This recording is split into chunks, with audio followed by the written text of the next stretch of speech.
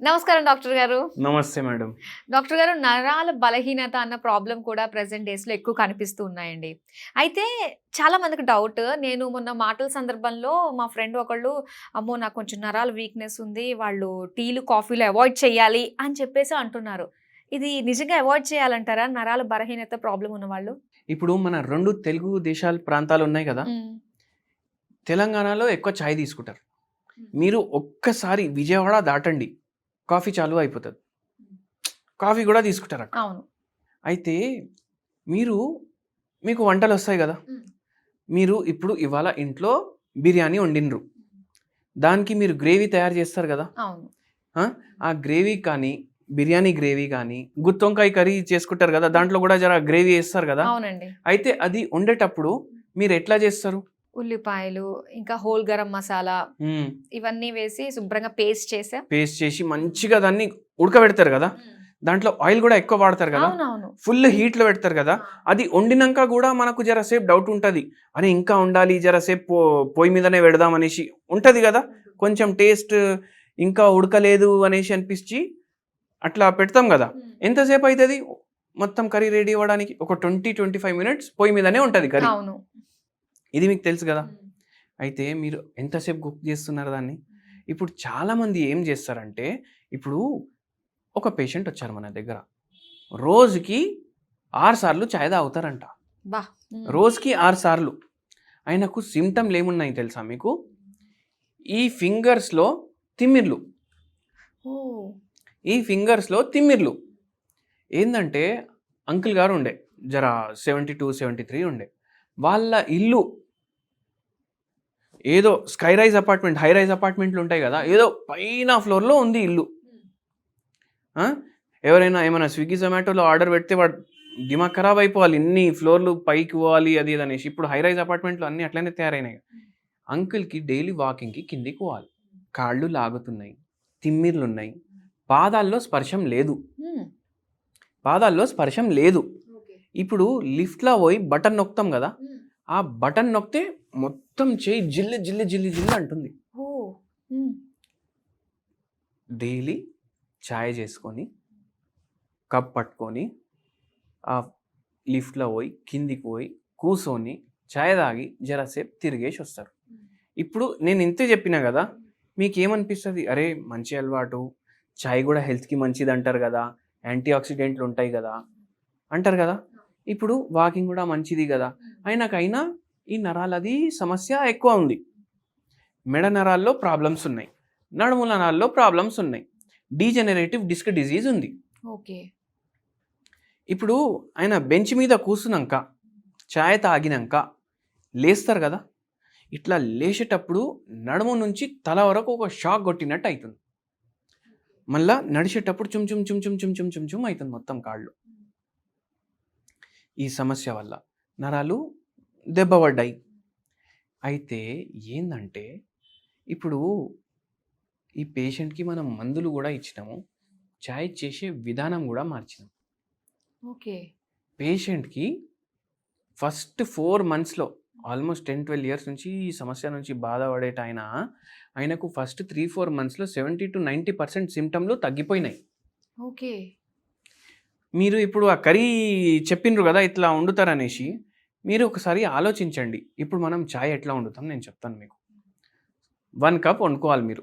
సగం కప్పు పాలు, సగం కప్పు నీళ్లు వేసి చాక్ పత్తి, షుగర్, ఇలైచీలు, అల్లము ఇవన్నీ దంచుకొని దాంట్లో వేస్తాం. ఎందుకంటే యాంటీ ఆక్సిడెంట్లు ఉంటాయి కదా, రిచ్ ఉంటుంది, జర నరాలకు మంచిది, మళ్ళీ మోకాళ్ళకు మంచిది, షుగర్ వ్యాధికి మంచిది అని వేసుకుంటాం కదా. అది అట్లనే పెట్టి మనం ఏం చేస్తాం, అది కూడా ఉడకాలి, బాగా మరగాలి. అది మరగాలి. చలో రీల్ చూద్దాం అనేసి, అంటే కర్రీకి ఎంతసేపు మనం పొయ్యి మీద పెడుతున్నాం, చాయ్ని కూడా అంతసేపు పొయ్యి మీద పెడుతున్నాం. అది అమృతం కూడా అనుకోండి, విషంలాగా తయారవుతుంది. అంతసేపు మీరు దాన్ని బాయిల్ చేసి తీసుకుంటే అది అమృతం అది విషంలాగా తయారైపోతుంది. అంతసేపు చేయకూడదు అంటారా? అస్సలు చేయొద్దు. అది చేయడం వల్ల దాంట్లో ఇంకా ఆక్సిడెంట్లు పెరిగిపోతాయి, యాంటీ ఆక్సిడెంట్లు తగ్గిపోతాయి. ఛాయ్లో ఉన్న ప్రాపర్టీస్ ఏవైతే మంచి ప్రాపర్టీలు ఉంటాయి కదా, అవి చచ్చిపోతాయి. ఓకే. డికాషన్ బాగా మరగాలి, మరగాలి అని చెప్పేసి కొన్ని అస్సలు మరగొద్దు. అస్సలు మరగొద్దు. మీరు పాత సినిమాలు చూడండి. మన చిరంజీవి గారి సినిమాలు, వెంకటేష్ గారి సినిమాలు చూడండి. కొన్ని సినిమాల్లో ఎట్లుంటది ఫుల్ ఫైటింగ్ సినిమాలు వస్తుండే అప్పుడు. అయితే పెద్ద ఇల్లుంటది. ఆ విలన్ గాడు అక్కడ కూర్చొని ఏం చేస్తాడు? చాయ్ తెప్పిస్తాడు గార్డెన్‌లో కూర్చొని. వాడు ఒక టీ పాట్ పట్టుకొస్తాడు, పాలు పట్టుకొస్తాడు, షుగర్ పట్టుకొస్తాడు. అవును. హ్మ్. మనం డికాషన్ ఆయన ఏం చేస్తాడు విలన్ డికాషన్ యేసుకొని పాలు కొంచెం యేసుకుంటాడు, కొంచెం చక్కెర యేసుకుంటాడు. ఎవరైనా గెస్ట్ ఉంటే ఎంత కావాలిరా బోయ్ చక్కెర అనేసి అడుగుతాడు. అంటే విలన్ తాగే పద్ధతి చాయ్ కరెక్ట్. ఓకే. మనం తాగే పద్ధతి తప్పు. మీరు డికాక్షన్ ఎక్కువ బాయిల్ చేయొద్దు. మీరు టీ మంచిగా వాటర్ బాయిల్ చేసుకున్నాక ఇట్లా చాక్పతి దాంట్లో వేయంగానే ఒక 10 సెకండ్స్ ఆగితే రంగు రావడం స్టార్ట్ అవుతుంది. మీరు అప్పుడే దాన్ని బంద్ చేసేయాలి. ఓకే. అది మీరు యూజ్ చేయాలి. అట్లా యూజ్ చేస్తే నిజంగా ఉన్న యాంటీ ఆక్సిడెంట్ బెనిఫిట్లు మీకు లభిస్తాయి. మళ్ళీ ఇంకా కొందరు గ్రీన్ టీ తాగండి అంటాం.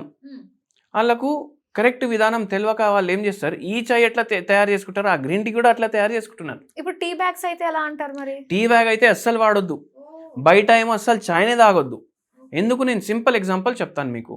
మన బట్ట ఉంది, జర వాటర్ పడ్డది అనుకోండి, ఇది మొత్తం అబ్జర్వ్ అయ్యి ఇట్లా పైలా ఇచ్చిపోతుంది కదా. పేపర్ ఉంది, మీరు దాని మీద వాటర్ వేయండి, మొత్తం అబ్జర్వ్ చేసుకుంటుంది కదా. పేపర్ కప్ రా వాడు ఇచ్చేది తాగుదాం అనేసి మనం అనుకొని పేపర్ కప్లో ఛాయ్ తాగితే దాంట్లో ఎందుకు రాదు? ఎందుకంటే దానికి మైక్రో ప్లాస్టిక్ లేయర్ ఉంటుంది. ఓకే.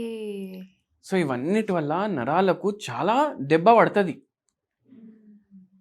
అందుకే ఏది మనం తిన్నా ప్లాస్టిక్ కవర్లో ప్యాకింగ్, ప్లాస్టిక్ గిలాస్లో ఛాయ్, ఇవి తీసుకోవద్దు.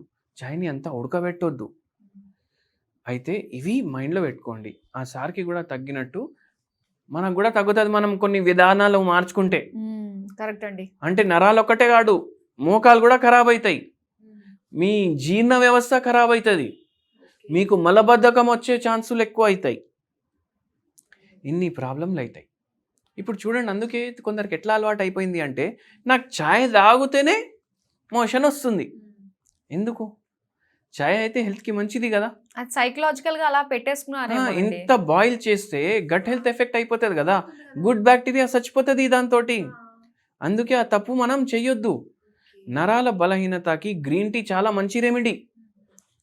గ్రీన్ టీ మీరు ఏం చేయండి అంటే వాటర్ బాయిల్ చేయండి, గ్రీన్ టీ కొంచెం వేయండి, దాంట్లో 4 తులసి ఆకులు కూడా దంచేసి వేసేయండి, దాన్ని 2 మినిట్స్ ఇట్లా బంద్ చేయండి లిడ్, మొత్తం దాని ప్రాపర్టీలు వస్తాయి, ఫిల్టర్ చేసుకొని తాగండి. ఓకే. అంత ఈజీగా ఉంది కానీ ఎంత కష్టపడుతున్నాము. Okay. Within 5 minutes tea ready అయిపోవాలి. 2 చెంచాలే మీరు పాలు వేసుకోండి దాంట్లో. ఇది గుర్తుపెట్టుకోండి. నరాల సమస్య అట్లా మీకు మంచిగా కూడా అవుతుంది మనం గ్రీన్ టీ వాడితే. ఓకే. ఇది నిజంగా చాలా వాల్యుబుల్ ఇన్ఫర్మేషన్ అండి. ప్రతి ఒక్కరికి రీచ్ అవ్వాలని కోరుకుంటున్నాను. టీ ఎలా పెట్టాలి అన్న మంచిగా మాకు వివరించినందుకు thank you so much doctor గారు.